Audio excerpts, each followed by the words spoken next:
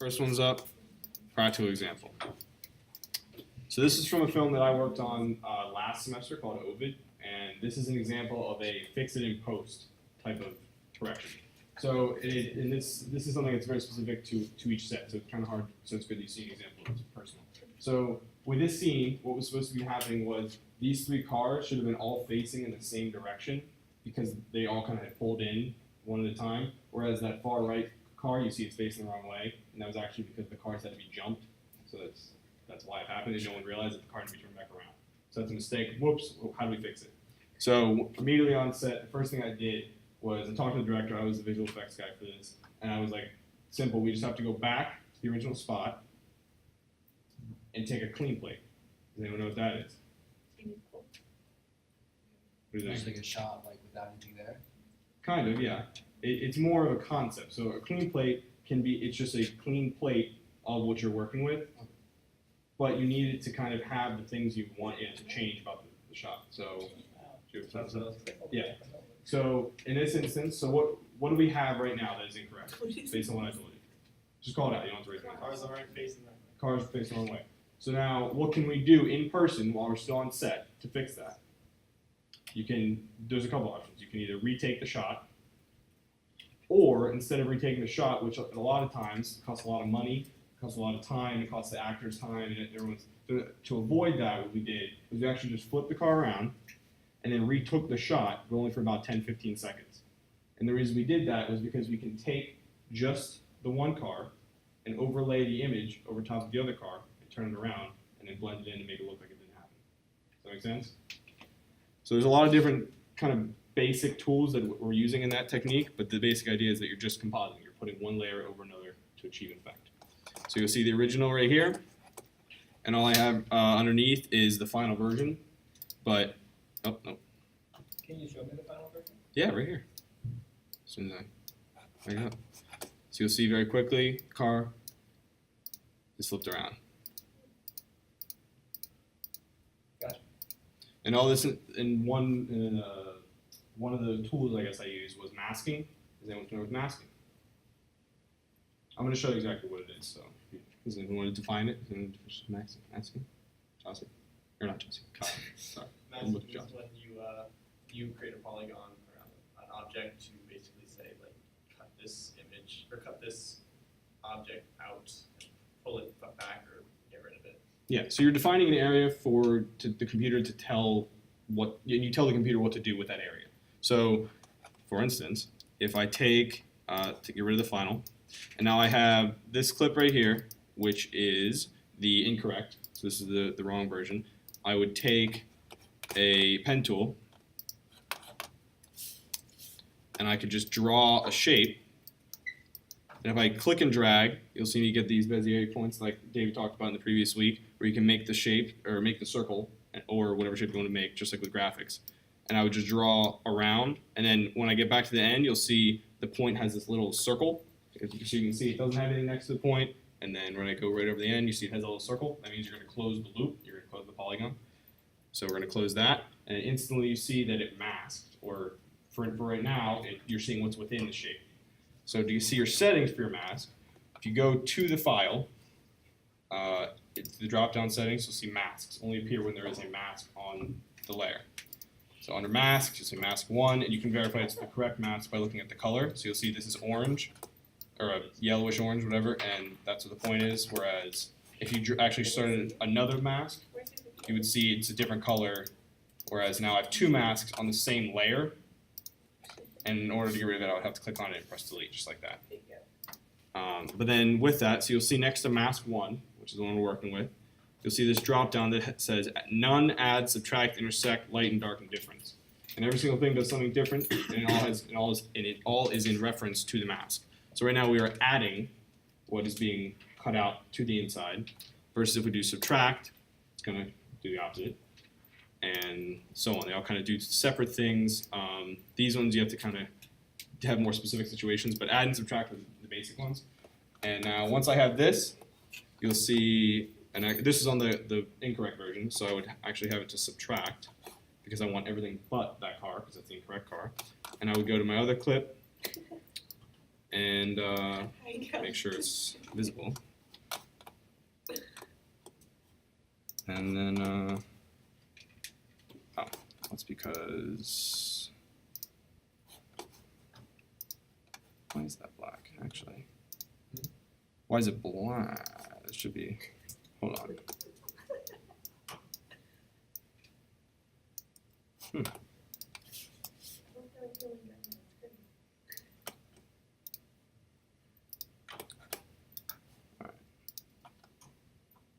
I don't get it, Nico. What Trying to figure it out. Hear my voice though? So, let's just retry it. Maybe I'm missing something. Shouldn't be.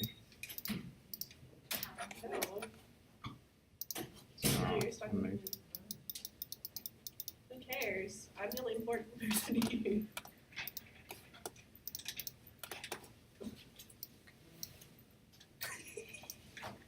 Is that just a black piece of footage? I'm not sure. That's why I'm thinking. Check your timeline, zoom in a little bit. I'm gonna click on When is it. Mike ever nice?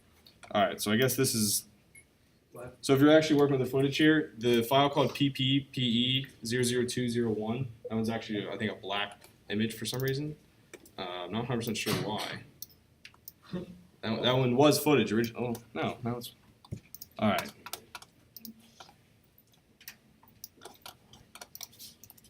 All right. Well, now it's working. Okay. So as I was saying, before we had this layer with the mask on it, which it still does. And now, if I have it masked out with add or subtract or whatever it is, you'll see it cuts out that shape and we're just putting that small car over top of the other car. Does that make sense? Any questions? Take one puzzle piece, put it on top of the other. Now, what if it's like kind of fuzzy around the edges? Is there a way to kind of like blur that edge? Yeah, so let's look at how you blur this in. So let's just say the mask we made, it's a bit sharp. So if I just solve this, you'll see this hole we made here is it's actually it's pretty smooth, but it's still a little jagged. You see, so that if there's another image that is not exactly over top of that matches up, it can look a little awkward and it can ruin your effect. So to feather that out, literally, under the settings for mask, you'll see mask feather, and it's just as simple as clicking and dragging in the direction and going up, and you'll see how quickly and easily it kind of fades. And usually a good rule of thumb for me when I'm doing any kind of simple compositing with just 2 layers is I'll take the one and feather the mask, and then I'll feather the other one as well, so they kind of feather into each other and blend very nicely. Cool? Like that? So it's kind of like yes? What's compositing? Compositing is taking 2 layers or more and putting them over top of each other, and you're compositing an image, trying to make it look real. Yeah, I don't have the actual definition, but that's what compositing is to me. Would you like to provide an actual definition? Oh, good. Yeah, you're taking layers and putting them together, and that's compositing. And then it gets more advanced. Does this make sense? Like, understand why you would have to do that kind of on set to talk about it? Because if you're on set and you don't realize that, later on, you're going to be sitting there looking at your footage, you're like, none of this lines up, none of this matches, the script or the director's vision or whatever it is. You have to just be cognizant of the fact that things can change, be on your feet, and if you're working on the set, be ready to kind of take action and say, we need to redo this or we need to reset this up because it's not going to work or it's not going to look good. So is this just like most often done on a tripod shot? No, it can be on anything. It's easier, yeah, that's what I assume. But you can't do it on a movie shot. No, you can. You can do it on anything really. It's just the more motion, the more difficult it is. So with the moving shot, you'll basically be going frame by frame, keep rotoscoping, and then adjusting the positioning of the frames to make the frames. Yeah. So that's when you get into more of a complicated kind of fix. But we're just kind of looking at stationary on a tripod shot. And the reason why that worked really well was because I could just line up exactly where the tripod legs were from the previous shot and just say, when you retake that the best you can. And actually, even if you're off, if David's where we actually shot it, I'm where we reshot it, I can just scale up the shot or scale it down and it'll still fit the same dimensions that it should. So that's the practice, yeah? So like in terms of when you do this in the editing process, is it like before you start putting together the timeline in Avid or Premiere? No, Or so is I it- would highly recommend for your sanity and time that you do anything as far as visual effects that need to be done immediately. You can, but I would do it immediately after the final cut is done. Because if you're working with people and they're changing the cut, they might not even use the same clips you use. So when you really are doing effects for someone, they should give you a final locked cut, and really you should get the files. You don't even need the audio. You're just working with visuals. So yeah, don't really do stuff too early because you're gonna do more work than you need. And, jumping across part of the job, part of the skill in this is recognizing where you need to cut corners. Doing it again much smarter, but don't wait till last minute. Just wait till you have it. All good on that? Alright, so let's move into more fun ones. Well, not more fun ones. The problem with doing practical effects is they're really painful. It's a simple mistake, you know, just be like, oh, the car shouldn't turn around. If we had recognized that in the moment, we could have just switched around and kept going, but because it was afterwards, it's negligence on our part. It just messed up. It was one. So that was because the middle car was left in the exact same orientation as the vision. Yeah, so you'll see the original clip was this one. And you'll see the car was facing this car. Right. That was literally just because they had to use the one car to jump the other one because it had died. The battery was on. So if you didn't have that car in the same position, you would instead just go to the, like you would basically outline that car and You not outline include both it in the of them, mask. yeah. Yeah, you would like draw that edge between foreground and background. And the best part, a benefit of doing it with a shot like this, where it's stationary as well as it's something that is easily mimicable and it's small. You know, even though a car is big, you can just take a picture of it and put it in as long as you photoshopped and made it look correct. Gotcha. So yes, you only need one frame of this car in the correct position to actually correct it. Does that make sense to everyone? You don't need a video that's the same length. You just need one picture and then just stretch the picture over the time. What would you have done? Like you mentioned, there was like the price tag on the fishing pole. Yeah, we're gonna get to that actually. We're gonna show that right at the end. But yeah, so that's the process I'd go through for the very simple but kind of painful thing to achieve. And these happen all the times on sets. They're painful because it's mistakes. All right, let's go muzzle flash. So right here, I have a gun, a person holding a gun, and let's watch it. It's gonna have to render for a second, but. Hey David, what's rendering? Rendering is when basically the computer interprets the footage so that it can play it back at full speed. So there's RAM previews, which is when it'll load it into your computer's memory. There are also certain kinds of rendering that create files and play it back from that in live time. So the green bar you see above the top of the footage is rendered footage. It'll play back at full speed as long as your computer sets it up to date, which is usually not a problem. So any of the green bar up there has been processed by the computer basically and is ready to be viewed and run on. Nico, Yay, what's up? if you want to make the comp length or the work area as long as one clip, just click on the clip you want and do IBON. Click on the clip and press IBON. Yeah, it'll trim the work area to be exactly as long as the clip. Oh yeah, I have. All right, okay. Let's try it. So we click on the clip and then IBON. Yep. All right, IBON. Yeah, you already had it, but like that's a shortcut. Oh, you're saying. All right. So all he was saying there was, if you guys see this kind of highlighted area above my work on my layers, that is just my workspace, so that when I am doing any kind of rendering, so I'm just pressing play, it will only go in between those two bars. And I achieved that as a shortcut by going to where I wanted it to start. Say it's right here, and I press in. I as in, or I'm sorry, that would take me to in. Is on After Effects is different. In After Effects, it is B for begin and then N for end. So just B and N right next to each other, and you'll see it does that. But he was saying some elongated shortcut that you didn't. Yeah, now if you hit IBON, it'll do it. IBON will fix IBON. your explanation of IBON. He did it. IBON. So you see how that readjusted? So That's quick. set the Quick. beginning point to the end. Set the Um, beginning.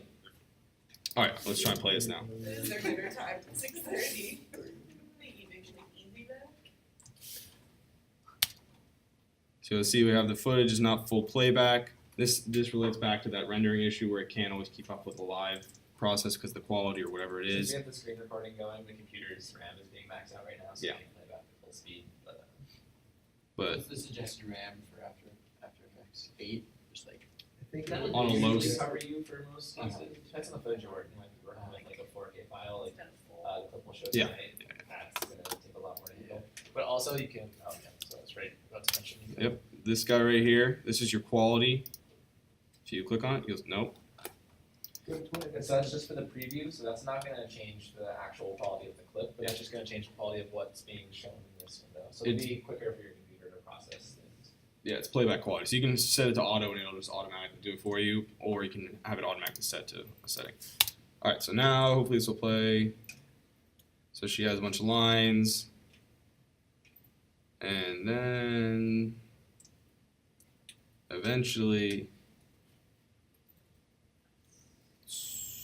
leans back, gun pops out, pulls the trigger, end the clip.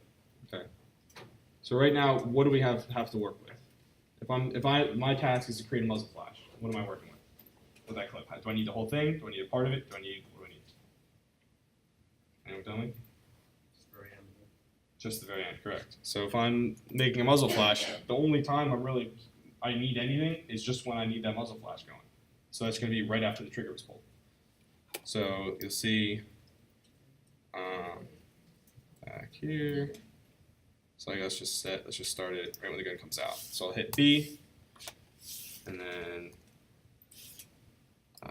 zoom in. There's this little slider down here. This is your zoom, or you can hold Option and scroll down on these mice, up on normal mice. You can also use plus and minus. Yes, you can. So get it how you want it, and then all right. So yeah, now we just need the ending. So we need basically where I just highlighted in here, and hopefully this will like play at full speed or close to. Yeah. Okay. So now what do we need? Who's made a muzzle flash before? What is a muzzle flash? Fire a gun and the smoke from the flash. So okay, so that's one thing. Smoke. What else is a muzzle flash? There is light. Anything else? Fire. Sometimes fire, depending on what it is. Loud bang. Loud bang. Well, that's sound, so don't worry about that. We're just visual effects. Yeah. So smoke. After. Yeah. What comes after a trigger's pulled? Really think about it, and think about it in the context of this scene. What should you be seeing when that trigger's pulled? A shell. No wait, that's a revolver. So you're getting on something though. So the first thing I had to do was look at the gun. I had to look up what kind of gun this was to know how it shot. I looked up a video of how it shoots. This is a cop gun, but once I knew that it's a revolver, I know that bullets aren't going to fly out, which eliminates the need for stock footage of a bullet flying out or taking a bullet and recording it myself and putting it in or whatever. So I just need basically the flash, the actual spark of the gunpowder, right? What comes after a gunshot? The bullet. Technically, yes, the bullet, but what did you say? Smoke, exactly. So you need the aftermath. You need the cause and effect. You need to tell a story in 2 or 3 frames. Does that make sense? So you have to take something and make it look very quick but very believable, and it also a good number for how long a muzzle flash should be, because usually our eyes, it looks just like a 1 second thing, but the muzzle flash is actually a gun being fired. So there's a lot of course of events. So you have to pick the ones that look the most realistic at big enough of an interval that it'll be believable to our eyes. So with that in mind, the first thing I did was I found a muzzle flash. So you'll see, where is it at? There. Nope, still not it. This was it.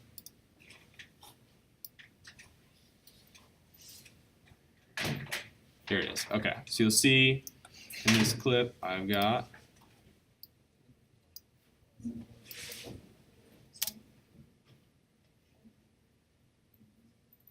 there it is. So this I got from Video Copilot, which is the same people that provided the Saber plugin, which we're doing next.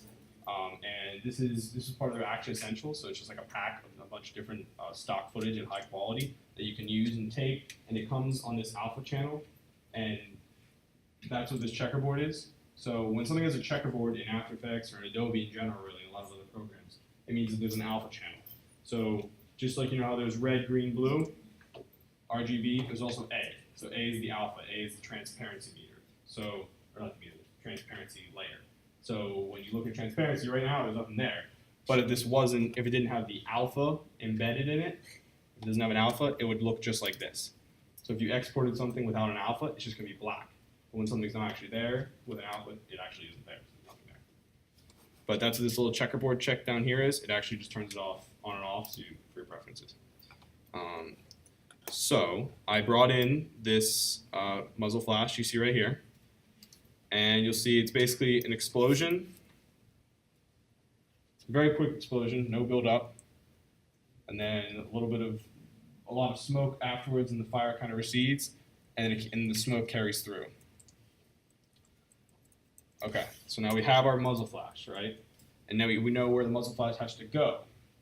But now, does anyone, let me kind of very obviously, can anybody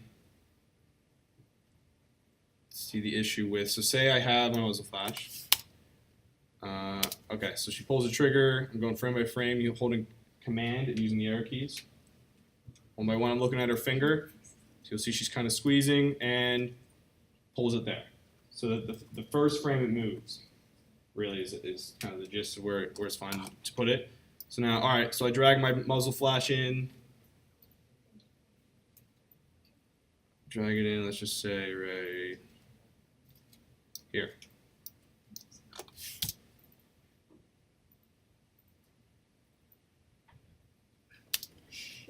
So is that look good? What's wrong with it? I love it. It's not aligned with the gun. Yeah, it's not. So what's the obvious thing that's wrong with it right from the get-go? If I can play it again if it'll help. It's too big. It's like a second. So the timing's a little off. So these are things that you're looking at while you're going through your footage, going through your work, seeing the progress of how it's going. You're seeing the timing, you're seeing this everything. You have to be cognizant of it. So first of all, the timing is off. Probably too small. It's very too small. That's exactly what I was getting at. So you'll see when I'm actually selected on this, you'll see these blocks, and that represents your border. All right, so to fix that, to make it bigger, I can just hit S for scale when you're on this, or to access it, you can hit the drop-down arrow under muzzle flash 001. And under transform, you'll see scale, and you can just drag that up. I forget the actual ratio, what's the perfect number, but you just have to get it to a size that looks more believable. So now, all right, so you said the size is wrong, you said it didn't follow the gun, you said like it has to go where the gun actually shoots, so let's back up. And go frame by frame. Oh, already shot.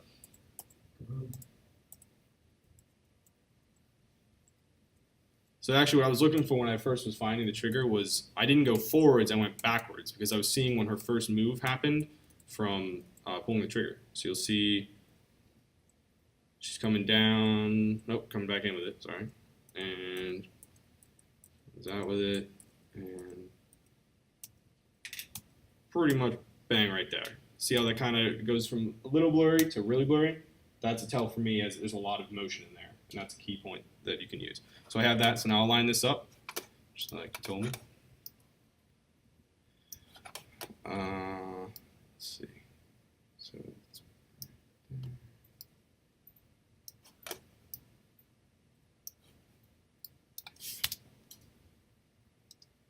all right, so besides the time being off a little there, what's the problems? Anyone seen the issue with hand? Besides the speed and location of it. You can see the smoke at the top frame, like at the straight edge. Yeah, that's an issue. Anything else? It's not following with the gun. It's not following with the gun. So now you see, you can't just put it in the clip because it actually has to move with the gun as she's firing it backwards. Okay, so that's when you get into tracking. So tracking in any effects program, for the most part, works similarly. They're just all kind of different. So in After Effects, It's located on the side here under tracker, under your settings. And you should all be in the default view, just to kind of keep it easier. But you'll see, I'm not going to go through a specific tracking tutorial here, but the basic gist of it is when you take a source file, so we take the footage of the gun that we have, and we hit track motion. So we're telling the computer that we want it to track motion. We're going to get this little tracking point here, which is kind of hard to see once you zoom in. You'll see there's one box and then two boxes. So the outer box, it's two boxes, yeah. The outer box is where the computer is going to look for what is on the interior box. So the interior box, I forget the actual names. Do you remember? I don't remember the actual names. I don't remember. Either way, this whatever is in this, the computer is trying to match up every frame, and it'll check every frame in this big of an area. So you'll notice that this can't be any smaller than that, because it's not going to search for less on area than it has, and that this will infinitely expand with that. Just Now, kind of- Nico, why do we track? Like, what's tracking going to do? Why don't we just line it up ourselves? Well, you can animate it, but it's a lot easier because the computer will do a lot of the math for you, and it'll find the points that you need, and it'll do it probably better. That's a decision you can make also. If it's something you're tracking for a couple frames, like in this case, you might not need to do that. And Sure. It might be a little long with the smoke trailing off. If something's only a few frames, then it might be easier to just quickly move those positions. But if you're tracking something over a couple seconds of footage or even longer, this can definitely be a viable option. Were you just asking what the two boxes were? Just I the was names explaining of that. them.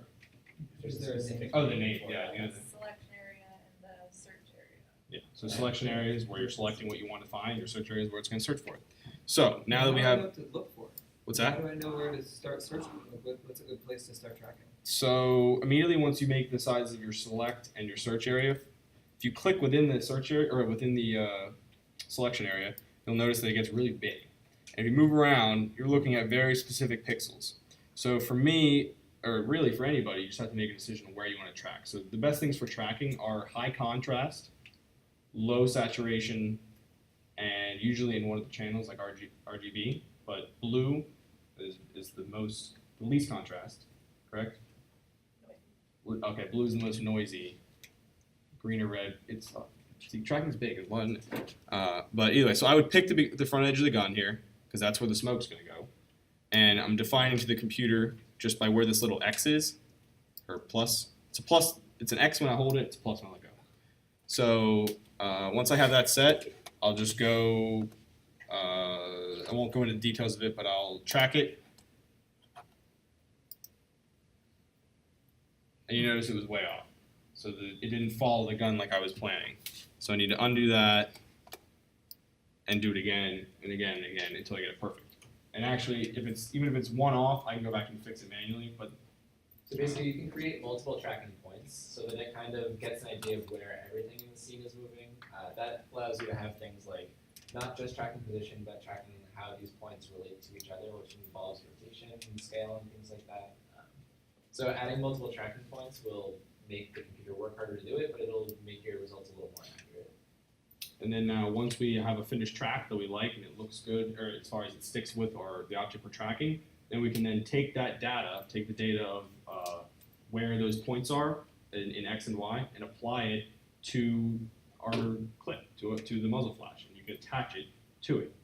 But now the next problem you would encounter, because I've done this, so I know what the problems were, was once you do that, then the smoke is actually falling with the gun. So then you have to add in smoke separately to kind of disguise the fact that the original smoke from the gun blast is moving with it. Because the smoke wouldn't move with it, so you have to do it as a separate element. Does that resonate? Does that make sense?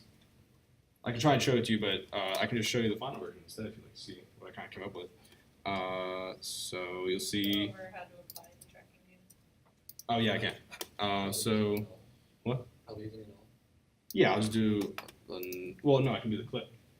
Right, but do you just want to show using it all so you can keep track data? So a null object is a object that is null. It's nullified, so it does not exist, but it's just a placeholder for us to use in places of saving tracking information or whatever it may be. So it literally is nothing, but at the same time, it's this thing, just a little square. So what we can do is, again, we're selecting our source footage for where the motion is occurring, and then we're going to, and actually you'll see, The other footage. Not the muzzle flash. No, yeah, no. If you're clicked off, you'll see that these options are grayed out because you're not selected. So you have to make sure you're selected on a source file, which is our footage here. Track motion. We're gonna define our boundaries and everything, all that good stuff. Set it to where we want it. Let's put it on the front of the gun. So like you'll see the difference between earlier I had gotten this. So this isn't a great edge to track because you'll see how soft it is. It's there's not jagged lines, there's not white on black or black on white. Really, the more contrast you have, the more the computer's gonna be like, oh, okay, I recognize that, just like you would be able to. But the computer does it much faster and more accurately. So I'll pick a more contrasty point, like right here, where there's a dark line next to a lighter gray, and hopefully, if I track forward, once I so this goes into different settings of what that can do, and as David said, rotation gets involved when you're doing more three-dimensional track or multiple tracking points at once. But for now, we just want position because we just want where the gun is moving in two-dimensional space. So now when you edit, so now what are we going to do with that data? Once we take that data, we're going to hit Edit Target, and you can select what you want the data to be applied to. So we want to apply it to the null object, or you would apply it, in this case, to the muzzle flash. And you'll press OK. You'll do your track. So again, it was off. It did not get what we wanted it to. But let's just say it did. Say it was a good track. I'll apply it. I want the X and Y coordinates of that. And now you'll see the null object. Well, it's not going to move. You're not going to be able to see it, but you'll see if I went into the settings and everything, it has all these tracking these keyframes, which are the animated points that the tracker gave to the null object. You can actually scroll through it. Yeah. So you'll see the null object's slightly moving back with the tracking points that we had, but obviously it wasn't with the gun. And yeah, does that make sense? Any questions on that? How do you create the null object again? Null object is just like any other layer in this. So if you go to Layer, New, it's going to be null object right here, or there's some shortcut you could try and decipher. Make sense? So you could have applied this directly to the clip in this case since you're only using this tracking data in one place, but it's usually going to have it use the null objects because it lets you reuse the tracking data if you have multiple things you need to track within the same shot instead of having to like redo it onto each clip. Yeah, to get a better track, you could have widened the search area. I could have. So it's looking in that outer box, it's looking on the tracker. It's looking for where that same image information is on the very next frame. So if that outer box isn't wide enough, it's not going to catch that image on the next frame. Which is probably part of what the problem is here. The gun is recoiling really quickly, moving a lot in each frame. And also the blurriness makes it harder to track. But those were a couple of things that might have affected this shot. Yeah. So there's a lot of things that goes in everything. So planning ahead, doing a tracking marker even for the gun. I could have put a white little X even in the shot, and then obviously you have to get rid of that later, but it saves you the time of doing the manual keyframing of the gun smoke or flash. Yeah.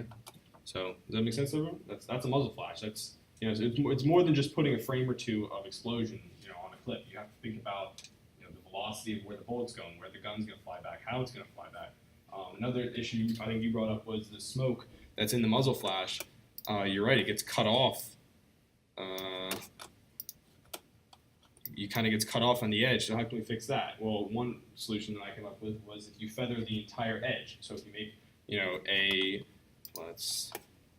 so in addition to drawing mask, you can just take the shape tool, and as long as you're selected on it, it'll treat it as a mask shape or whatever you have it set to between these two settings. And I can immediately go down into my settings for the mask and feather it. So you'll see the top of the smoke there. Everyone kind of see it kind of fading in and out. That's just how it's another quick way that I achieved kind of fixing that issue. So it's a constant going back and forth of fixing an issue, finding an issue, really, until all the problems are gone. Did you draw a new flash? Did you muzzle flash? Because it doesn't look like the one that was there. Is there? I'd have to take a look at that. I'm not sure. I can't say without seeing it. But did you use that stock footage from? Oh yes. Okay. If anything, the only reason it would be different was because I morphed it as far as maybe color, size, or how I changed it. Because that's just maybe I wanted something different. I can't remember at the moment right now. But that's just muzzle flash basics, and yeah. Last thing I wanted to do was Actually, I just want to add Go one more thing there. So What's up, you have to be really, you have to be really aware of the environment in which something is going on here too. I know one thing Nico had mentioned that he did add to this muzzle flash shot for Ovid was a little bit of a flash reflection in the car window. Little details like that are things that can help really sell something, and it'll go by unnoticed almost 100% of the time, but that's a good thing. That means you aren't noticing that it's a fake effect. So adding a little illumination on the car window back there is something that would happen if a gun flashed right next to it. So things like that are good things to keep in mind. I just wanted to show you the final version. Yep. So you'll see very quickly it has the flash, the recoil, it sticks with it, and then it's pretty hard to tell this quickly, but if you look at the window, you kind of see it flash for a second. Yeah, I can try to slow it down. Whoop. Doesn't matter. Quick time 7 doesn't make it amazing. It's an image. Even if I can just.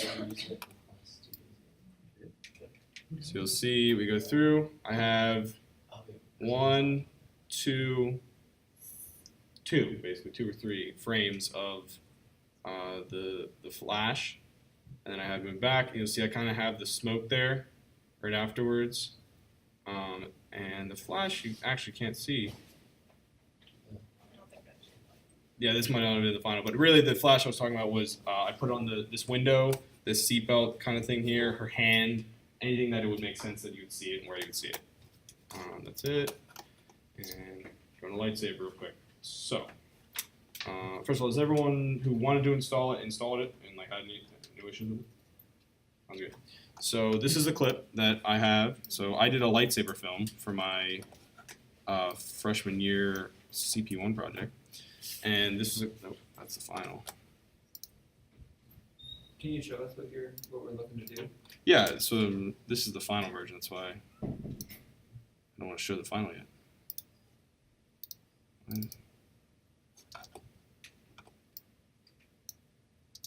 It's being wonky with this footage, I think.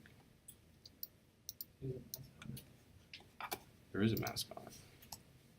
There it is. Thank you. Nope, I just put another one on it. Be very careful where you click in After Effects. Yep, I see that. Okay, now we're good. So this is the footage we're working with.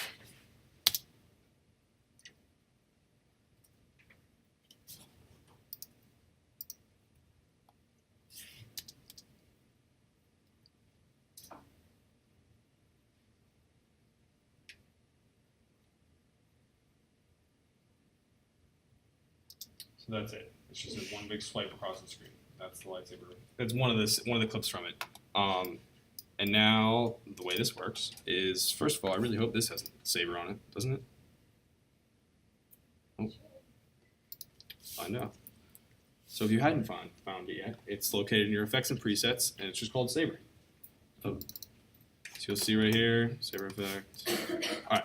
So now, while there might not be as much to go into lightsabers as muzzle flash, as far as like smoke and everything, you can still put a lot into it that will add to it, and you won't actually notice it if you're watching it, but we notice it because we do it. So the main thing is just making sure the lightsaber works. So originally, back in the day, lightsabers, how they were done were, it was 4-point garbage matting, which means it's basically making a mask of the shape of the lightsaber for every frame of just that color of like whatever lightsaber is. So it'd be like, imagine just a big block of blue lightsaber color and just cutting that out for every frame that's seen. So if you can imagine, and also, and then I probably should mention, this was done by hand. It wasn't done by a computer because they didn't have computers to do it. So if you can appreciate that, how easy what we're about to do is, basically, all you have to do for this version of lightsaber in modern day is you have to put the lightsaber onto something. So does everyone understand what a plugin is, or does anyone not understand what a plugin is?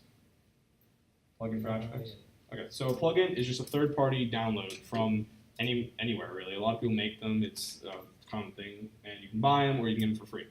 So the plugins, this one, Video Copilot, is free, or is the Saber plugin, and it's just a third-party plugin that adjusts it makes a new effect, I guess, for After Effects. It changes After Effects in some way.